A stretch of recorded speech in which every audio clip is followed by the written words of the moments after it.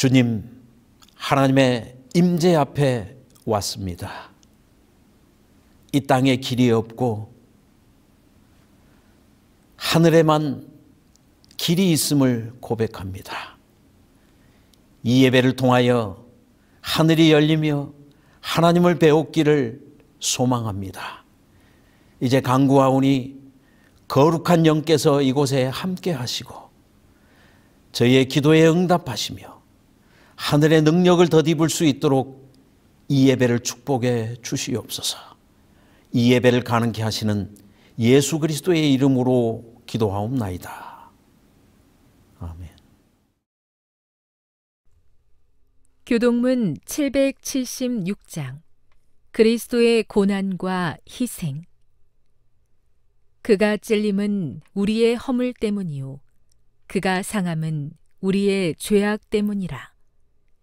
그가 징계를 받음으로 우리는 평화를 누리고 그가 채찍에 맞음으로 우리는 나음을 받았도다. 우리는 다 양 같아서 그릇 행하여 각기 제 길로 갔거늘 여호와께서는 우리 모두의 죄악을 그에게 담당시키셨도다. 그가 곤욕을 당하여 괴로울 때에도 그의 입을 열지 아니하였으며 마치 도수장으로 끌려가는 어린 양과 털 깎는 자 앞에서 잠잠한 양같이 그의 입을 열지 아니하였도다. 그는 곤욕과 신문을 당하고 끌려갔으나 그 세대 중에 누가 생각하기를 그가 살아있는 자들의 땅에서 끊어짐은 마땅히 형벌받을 내 백성의 허물 때문이라 하였으리요. 그는 강포를 행하지 아니하였고 그의 입에 거짓이 없었으나 그의 무덤이 악인들과 함께 있었으며 그가 죽은 후에 부자와 함께 있었도다.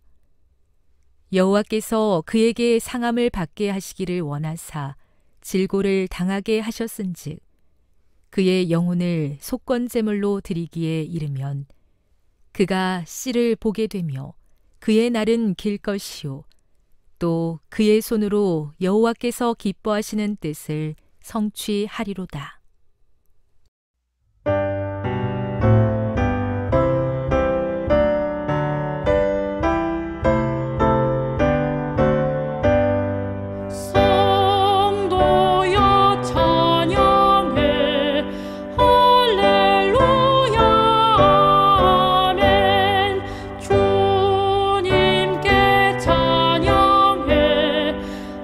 할렐루야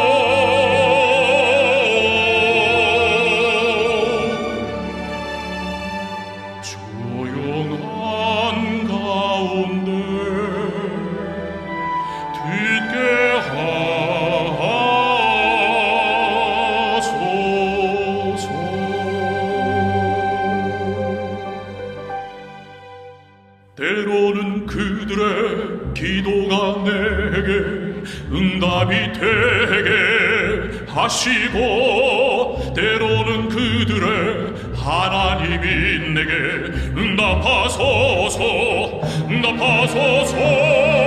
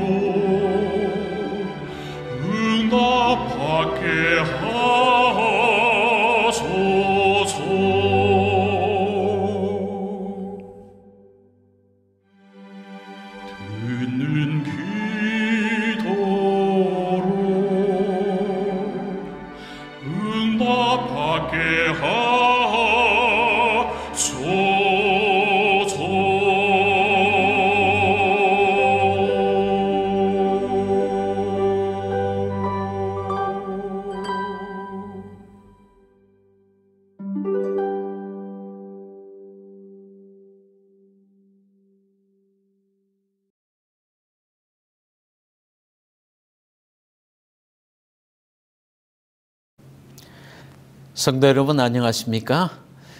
오늘도 하나님의 말씀 앞에 오신 여러분들을 하나님께서 축복하시기를 간절히 바랍니다.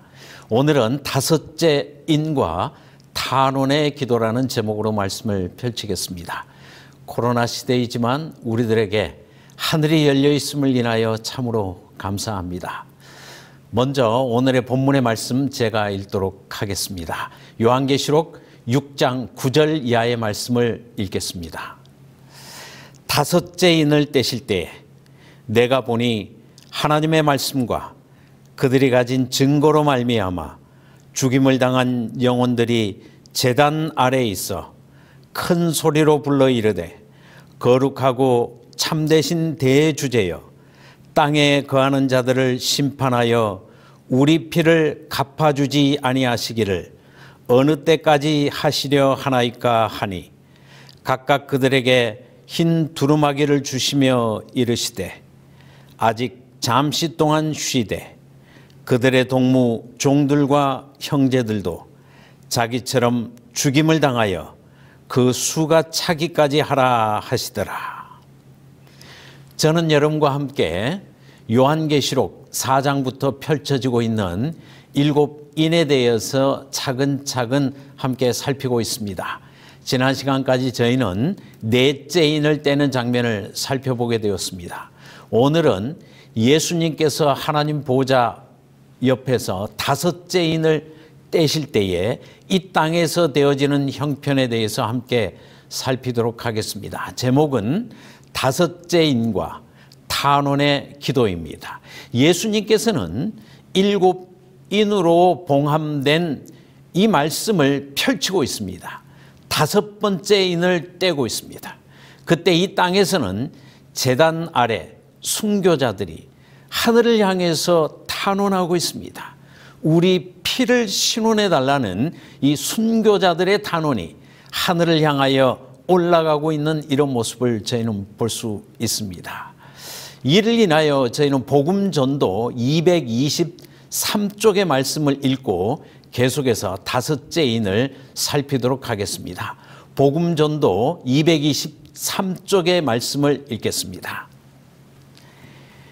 영혼의 원수는 성소가 없다는 교리와 같은 거짓 교리들을 끌어들일 것이다.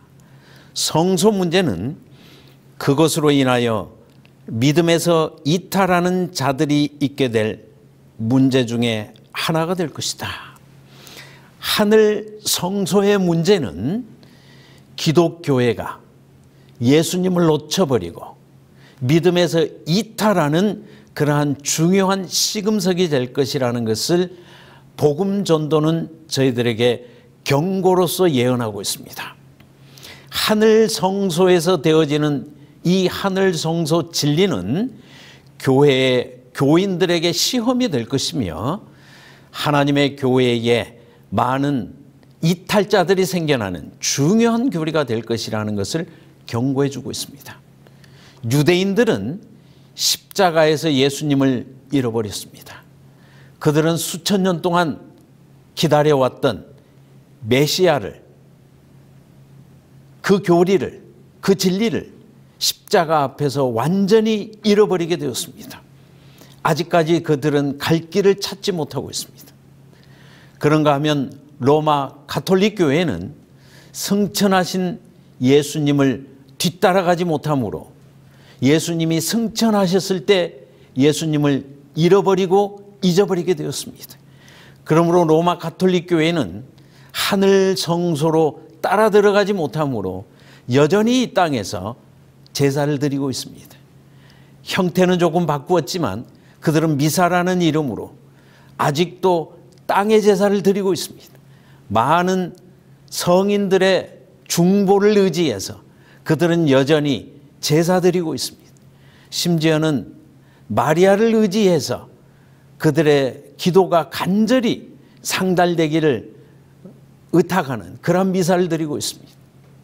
그런가 하면 로마 가톨릭 교회에서 개혁했다고 하는 개신교회도 하늘 성소에서 봉사하시는 예수님을 찾지 못함으로 희미한 가운데서 하늘을 바라보고 있습니다. 하늘 성소에서 되어지는 정확한 그 봉사를 이해하지 못하고 하늘 성소 진리로 말미암아 많은 교회들이 시험을 당하고 있습니다. 복음 전도의 말씀처럼 하늘 성소의 실체를 부인함으로 흔들림이 이 땅에 오게 될 터인데 진리교회라고 하는 저희 교회도 예외는 아닙니다. 이 선지자의 경고처럼 많은 사람들이 이 성소 문제 때문에 시험에 들고 흔들림의 시기에 흔들리고 있는 것입니다. 오늘 말씀을 통하여서 저희는 하늘에서 되어지는 일, 특별히 하늘 성소에서 되어지는 일을 분명히 깨닫고 그 말씀의 빛 가운데서 저희가 하늘의 거룩한 진리 가운데서 굳건히 서게 되는 그런 경험이 있게 되기를 간절히 바랍니다. 계속해서 요한계시록 4장 1절과 2절의 말씀을 제가 읽도록 하겠습니다. 요한계시록 4장 1절 말씀에 2일 후에 내가 보니 하늘에 열린 문이 있는데 내가 들은 바 처음에 내게 말하던 나팔 소리 같은 그 음성이 이르되 이리로 올라오라. 이후에 마땅히 일어날 일들을 내가 너에게 보이리라 하시더라. 내가 곧 성령에 감동되었더니 보라 하늘에 보좌를 베풀었고 그 보좌 위에 앉으신 이가 있는데, 요한은 계시 가운데서 성령에 이끌려서 하늘 성소를 보게 되었습니다. 하나님의 보좌를 보게 되었습니다. 요한을 인도하는 그 천사가 요한에게 하늘로 초대했습니다. 그리고 요한은 하늘로 올라갔습니다. 그곳에서 승천하신 예수님을 만나게 되었습니다. 예수님께서 승천 이후에 어떤 사역을 하고 있는지 그 첫 번째 장면을 요한은 성령의 감동으로 보게 되었습니다. 먼저는 아버지 하나님의 보좌를 보게 되었습니다. 보좌 위에 좌정하신 아버지 하나님과 그 보좌 우편에 앉으시는 예수님의 사역을 보게 되었습니다. 모든 것을 자세히 설명할 수는 없지만 요약해서 말씀을 드린다면 승천하신 예수님의 첫 번째 사역은 새 언약의 중보자로서 아버지 하나님 앞에 나타나는 것이었습니다. 신약 교회의 시작은 새 언약으로 시작하는 것입니다. 구약의 이스라엘의 역사가 시내산에서 언약을 맺음으로 시작했습니다. 나는 너희의 하나님이 되고 너희는 나의 거룩한 백성이 되리라. 너희는 나의 의로운 백성이 되리라. 라고 하는 시내산 언약에서부터 이스라엘의 역사가 시작되었습니다. 마찬가지로 신약의 교회의 역사는 승천하신 예수님께서 새 언약의 중보자로서 새 언약을 이루어 주심으로 신약의 역사는 시작되는 것입니다. 시내산에서 하나님의 임재는 이 땅 가장 가까이까지 이동하게 되었습니다. 이스라엘 백성들 모두가 하나님의 임재를 느끼게 되었습니다. 그런가 하면 모세는 하나님의 임재 앞으로 들어갔습니다. 이 첫 번째 언약의 클라이맥스는 모세가 하나님의 임재 앞에서 언약서를 받음으로 절정에 이르게 되었습니다. 모세는 긴 언약서를 받게 되었습니다. 그리고 그것의 모든 것의 상징으로서 모세는 언약의 상징으로서 두 돌비를 받게 되었습니다. 이것이 시내산 언약의 클라이맥스, 절정입니다. 마찬가지로 모세가 그러했던 것처럼 예수님께서 새 언약을 세우실 때 그 절정은 예수님께서 아버지 하나님으로부터 이 언약의 두루마리를 받는 것입니다. 7인으로 봉함된 이 언약서를 받음으로써 새 언약의 절정, 새 언약이 체결되게 되는 것이었습니다. 첫 번째 언약에서도 의식주와 인간관계와 하나님과의 관계가 구체적으로 명시된 언약서를 모세가 받았습니다. 그리고 모세는 백성들에게 선언했습니다. 이 언약을 지키면 축복을 받고 이 언약을 배반하면 저주를 받을 것이라는 것을 동시적으로 선포했습니다. 언약이 선포될 때 축복과 저주가 동시에 선포되고 있다는 것을 우리는 기억해야 합니다. 신명기 28장, 레위기 26장 여러 군데에서 모세 오경은 언약의 축복과 저주를 구체적으로 보여주고 있습니다. 모세가 이 십계명 돌비를 받음으로써 절정에 이르는 것처럼 예수님께서 아버지 하나님 앞에 나타나서 이 언약 두루마리를 받음으로 새 언약의 모든 것이 체결되고 그 절정에 이른다고 하는 것을 히브리서와 요한계시록은 보여주고 있습니다. 또 히브리서 9장 15절 이하의 말씀을 제가 읽도록 하겠습니다. 이로 말미암아 그는 예수님께서는 새 언약의 중보자시니 24절 손으로 만든 성소에 들어가지 아니하시고 바로 그 하늘에 들어가사 이제 우리를 위하여 하나님 앞에 나타나시고. 바울은 셋째 하늘 하나님의 보좌 앞에 이끌려가서 이 보좌 앞에 하나님 앞에 나타나신 예수님을 배우게 되었습니다. 그리고 예수님께서 새 언약의 중보자로서 하늘에서 사역을 시작하셨다는 사실을 분명히 히브리서에 설명해 주고 있습니다. 예수님께서도 십자가 앞에서 너희가 다 이 잔을 마시라. 이 잔은 많은 사람의 죄사함을 위하여 흘리는 바 나의 피, 언약의 피라고 말씀해 주셨습니다. 그리고 십자가에서 흘려진 이 피를 가지고 예수님께서는 승천하신 후에 구체적으로 언약의 중보자로서 하나님 임재 앞에 나타나고 있는 것입니다. 계속해서 요한계시록 5장 7절 이하의 말씀을 제가 읽겠습니다. 그 어린 양이 나와서 보좌에 앉으신 이의 오른손에서 두루마리를 취하시니라.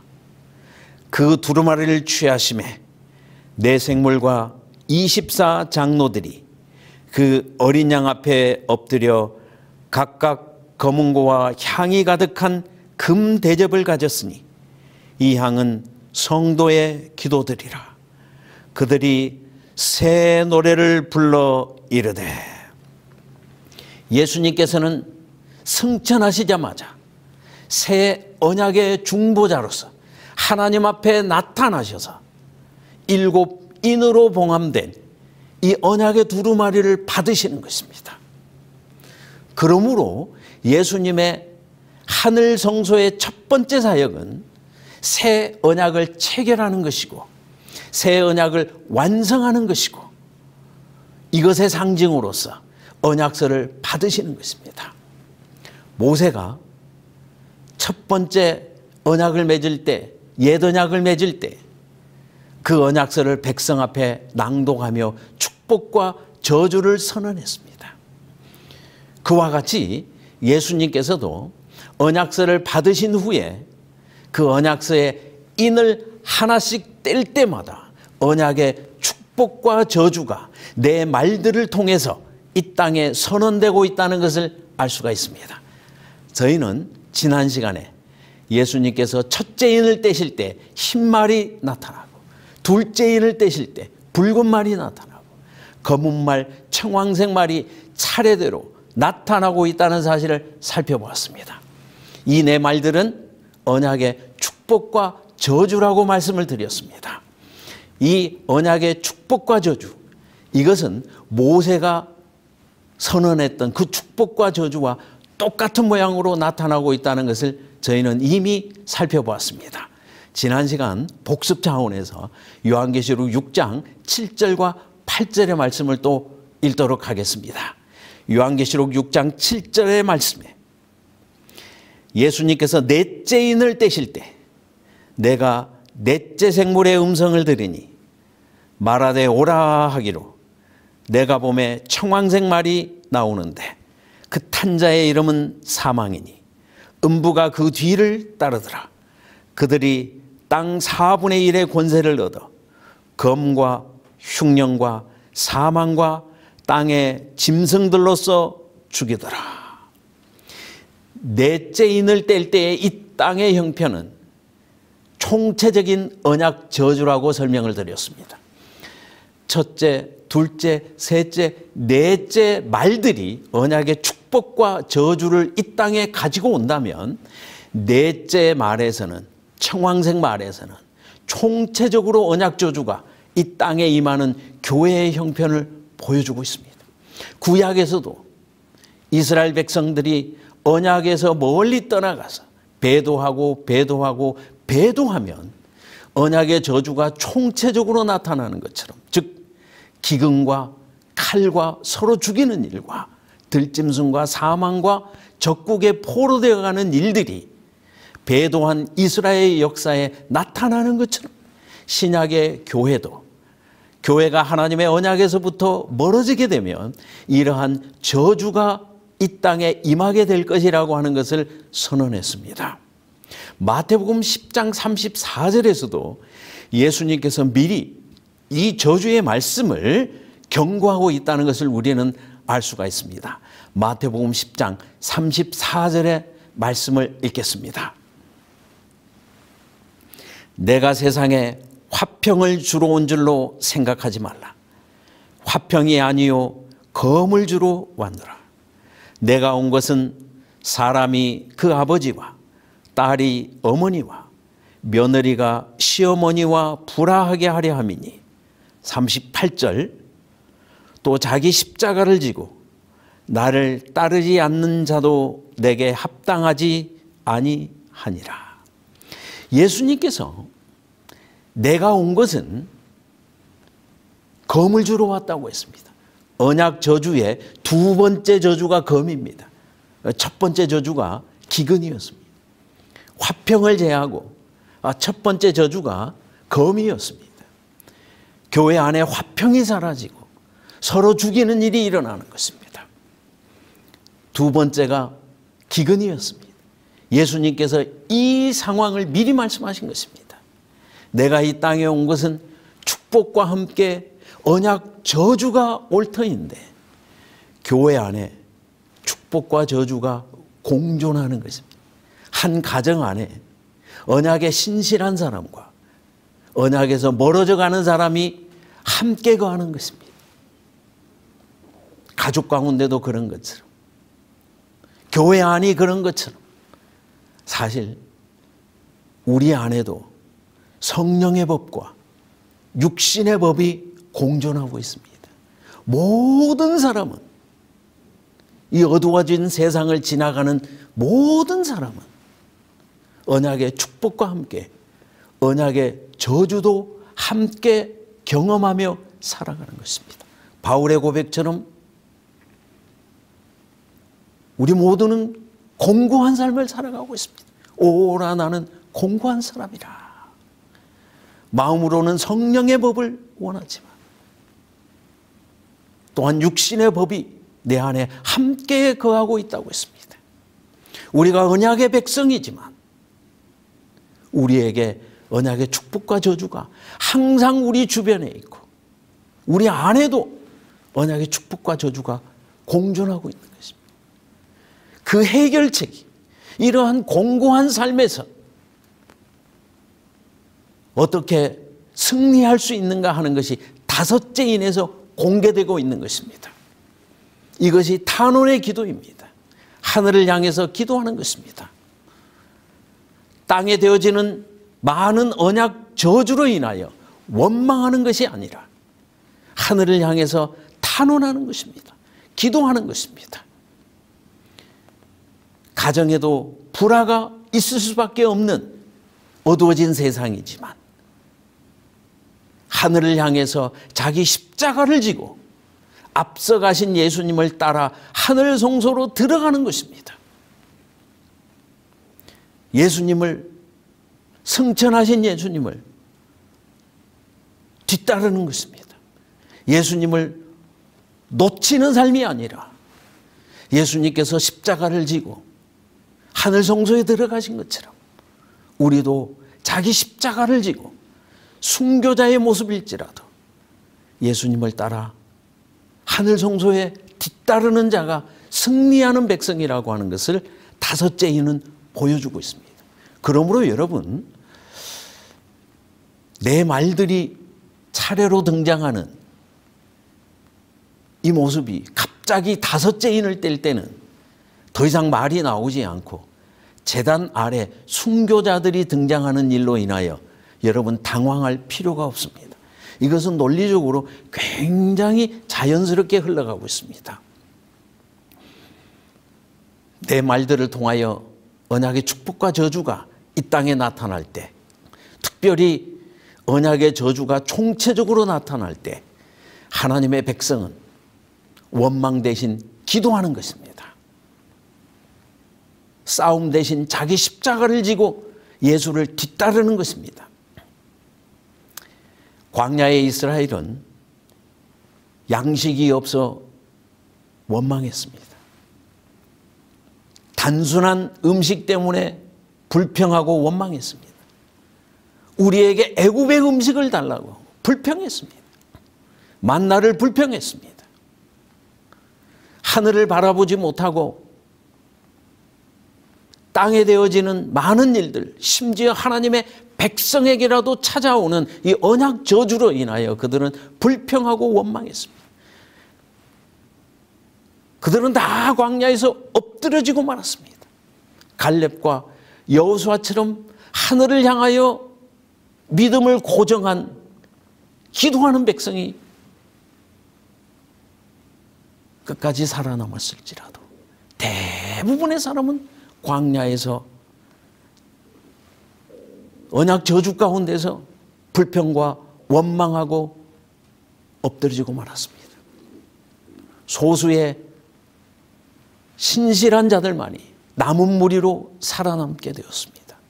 그러므로 다섯째 인을 뗄 때에 제단 아래 순교자들의 모습은 원망 대신 기도하는 모습으로 승리하고 있다는 사실을 우리들에게 보여주고 있습니다.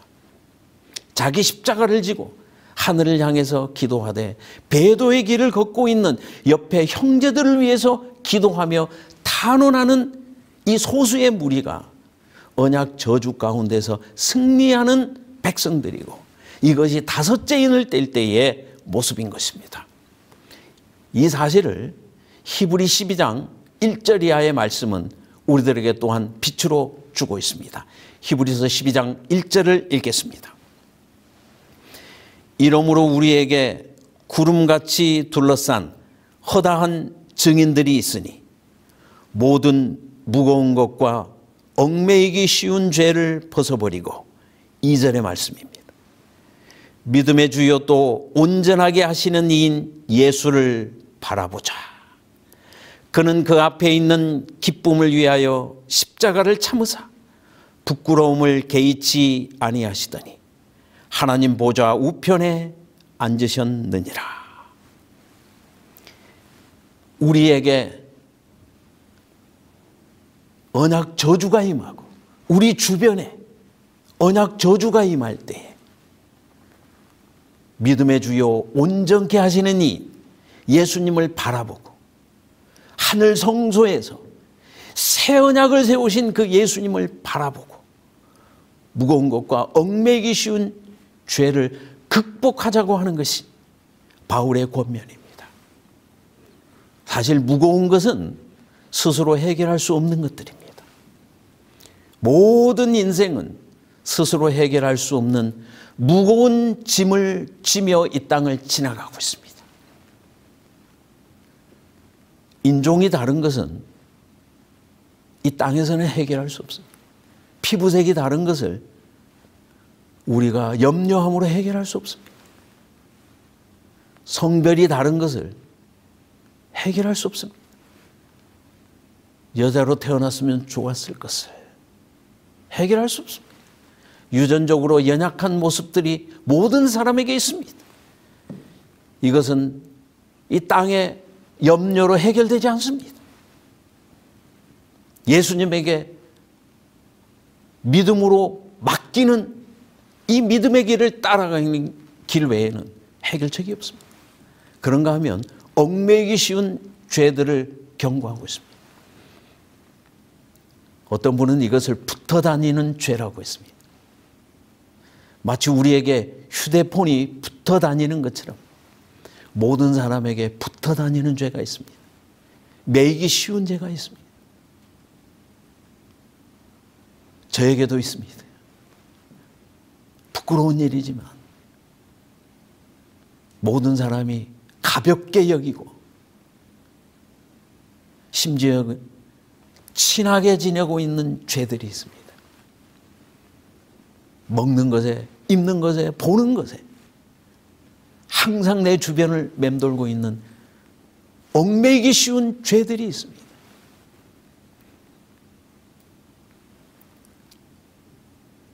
땅을 바라보지 말고 예수를 바라봄으로 이 모든 것을 극복하자고 바울은 권면하고 있습니다. 죄를 바라보면 죄를 닮아가게 되어 있습니다. 죄를 이기기 위해서 죄와 싸우면 죄는 이길 수 없습니다. 하나님을 바라봄으로 죄를 이기는 것이지 죄와 싸워서 이길 수 있는 사람은 세상에 없습니다.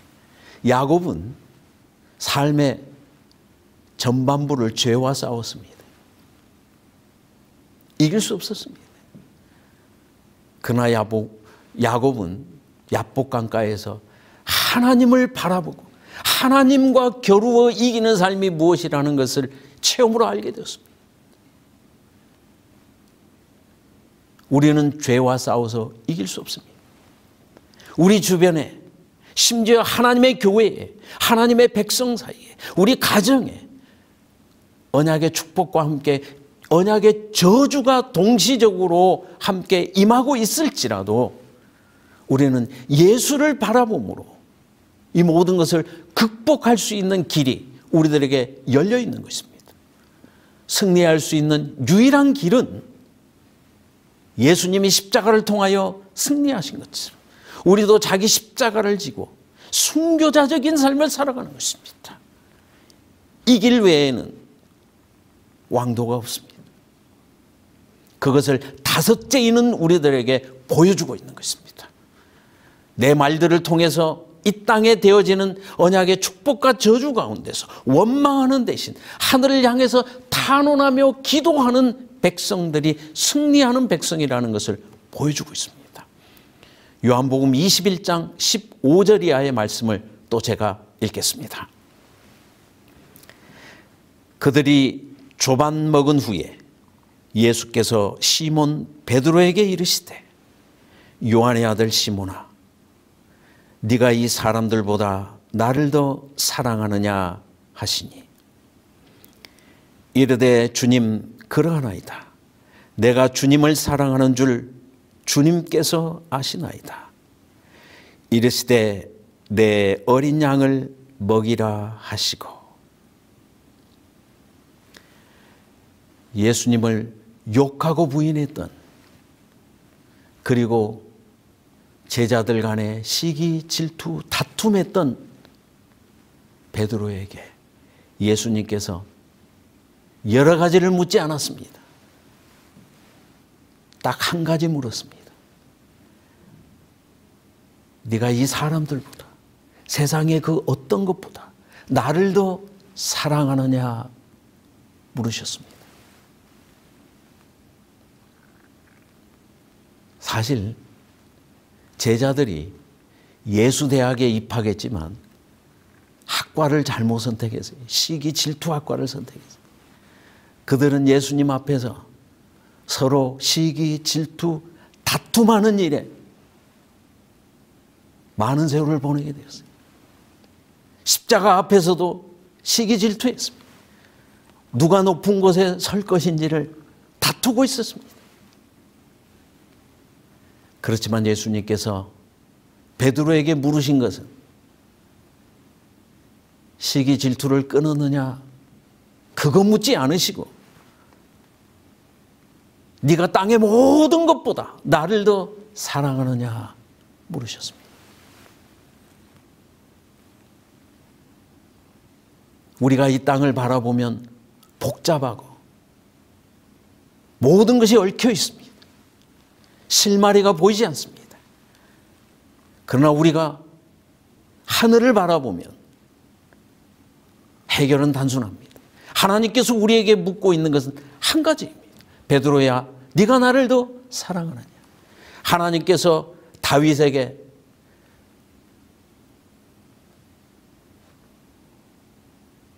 모든 것을 용서했느냐? 모든 피해에 대해서 네가 값을 치렀느냐? 그거 묻지 않았습니다. 하나님께서 우리아에게 다윗을 용서했느냐? 물을 시간이 없었습니다. 우리아는 지금 다윗의 행태를 알지 못하고 죽었습니다. 우리아는 밧세바와 이 땅에 되어지는 일을 의논할, 회개할, 값을 치를 기회가 없었습니다. 만약에 하늘에서 우리아가 다윗을 만나고 밧세바를 만나면 참 인간관계가 복잡합니다. 그러나 하나님께서 모든 인생에게 묻고 있는 것은 한 가지입니다. 네가 나를 사랑하느냐? 다윗아, 네가 나를 사랑하느냐? 우리아에게도 같은 질문을 하십니다. 네가 나를 사랑하느냐? 하나님께서 이 땅에 되어지는 많은 저주와 재앙 가운데서 유일한 한 가지 해결책을 주셨는데 우리에게 예수를 바라보라고 하는 것입니다. 믿음의 주요 온전케 하시는 이인 예수를 바라보라고 하는 것입니다. 다섯째 인을 뗄 때에 제단 아래 순교자들이 하늘을 향하여 탄원의 기도를 드리고 있습니다. 이 땅의 형편은 복잡하지만, 이 땅에는 축복과 저주가 함께 임하고 있지만 우리의 승리의 유일한 한 가지의 방법은 땅에 되어지는 일을 인하여 하늘을 향하여 기도하는 것입니다. 이때 하나님께서는 이 기도하는 백성을 승리의 백성으로 인쳐주시고 그들에게 두루마리를 입히시는 것입니다. 그 교회가 승리하는 교회라고 하나님께서 인정해 주시는 것입니다. 이것이 내 말들과 함께 곧이어 뒤따라오고 있는 다섯 번째 인을 뗄 때의 제단 아래의 순교자들의 모습입니다. 마지막으로 마태복음 5장 28절의 말씀을 읽겠습니다. 나는 너희에게 이르노니 음욕을 품고 여자를 보는 자마다 마음에 이미 간음하였느니라. 예수님께서 참으로 두려운 말씀을 이 땅에 남기셨습니다. 형제에게 화를 내는 자는 살인하는 자요, 음욕을 품는 자도 간음하였다고 말씀하셨습니다. 우리의 마음의 중심을 보시는 하나님께서 우리 마음의 중심을 이처럼 예리하게 헤아리십니다. 그 말의 진정한 뜻은 너희가 마음으로만 범죄해도 살인하고 간음한 것일진데 너희가 마음으로 믿기만 하면 내가 너희를 능히 구원할 수 있다는 것을 선포하시는 것입니다. 이것이 하나님의 깊은 진리의 말씀입니다.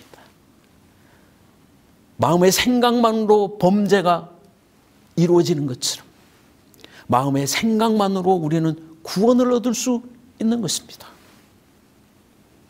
이 땅을 바라보면 모든 것이 복잡합니다. 그러나 우리가 마음을 열어서 하늘을 바라보면 모든 것은 단순하고 모든 것은 하나님의 은혜 가운데 승리하고 있다는 것을 깨닫게 되는 것입니다. 복음전도 223쪽에서는 경고하고 있습니다. 예수를 따라 하늘 성소에 따라 들어가지 못함으로 많은 사람이 흔들림에 시험에 노출되어 있다고 했습니다. 많은 교회가 성소에 계신 하나님을 보지 못함으로 시험 가운데서 멀어져 가고 있습니다. 제7난식일 예수재림교회 성도로서 이론적으로 하늘 성소를 이해할 뿐만 아니라 실제적으로 하늘 성소를 향하여 기도하심으로 우리 모두가 다 승리의 백성이 되기를 간절히 바랍니다. 기도하는 백성들의 기도에 하나님께서 큰 은혜로 역사하실 것입니다. 우리에게 여전히 하늘이 열려 있음을 인하여 감사합니다. 말씀 위에 뜻을 세우는 모든 분들 하나님께서 축복하실 것입니다. 감사합니다.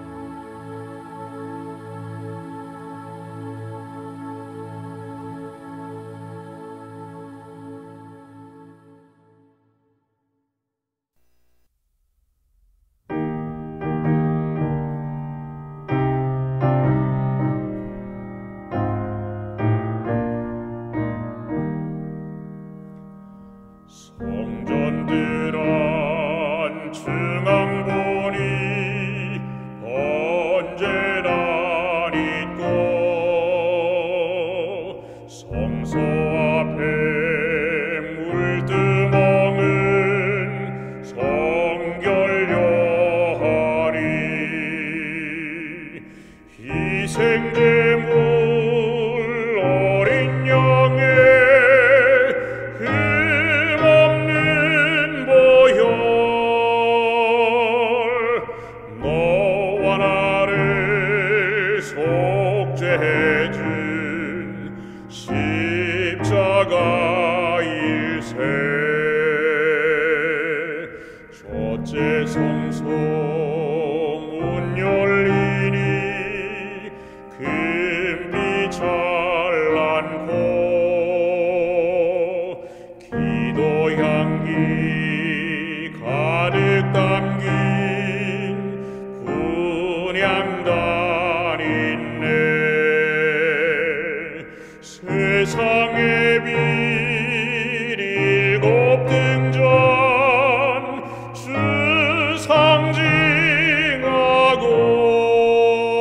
상징하고 생명의 떡 전설병은 예수님일세 둘째 휘장 열려지니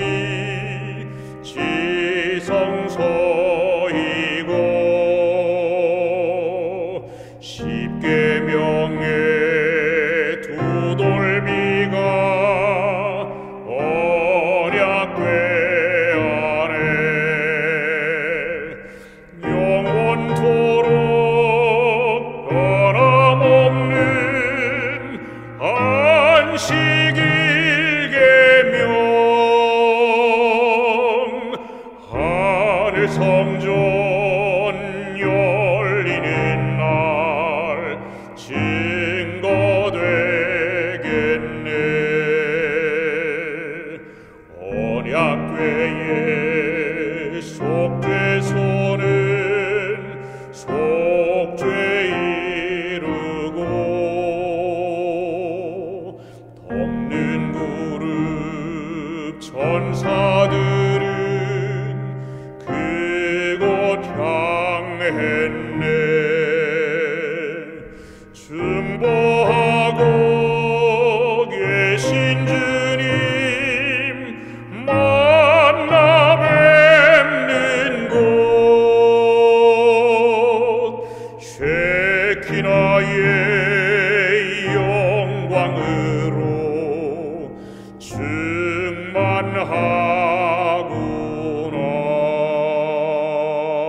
충만하구나. 이제 하나님의 말씀 위에 뜻을 세우는 하나님의 백성들에게 하나님의 크신 사랑과 예수 그리스도의 다함없는 은혜와 성령 하나님의 감동 감화하심이 영원히 함께 하시기를 예수 그리스도의 이름으로 간절히 축원하옵나이다. 아멘.